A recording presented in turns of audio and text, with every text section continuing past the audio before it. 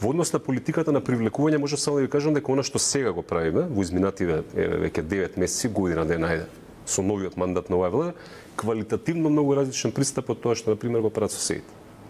Че не трчаме по секого. Инсистираме на квалитетни инвестиции.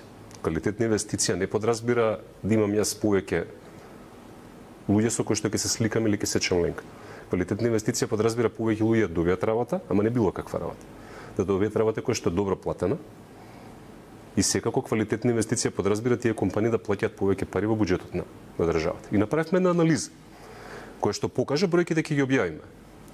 Наскоро, меѓутоа сериозна анализа која што датира од 2010-та нааму, погледнавме на нас 12 години, која што покажува дека до 2016 година начинот на кој што фирмите работеле и придонесите кои што и бенефитите кои што државата и граѓаните ги имале биле на одредено ниво, меѓутоа по извесен период тоа ниво е покачено. Тоа значи дека како влада и како институции сме покажали и сега покажуваме дека знаеме да го искористиме потенцијалот на странските компании.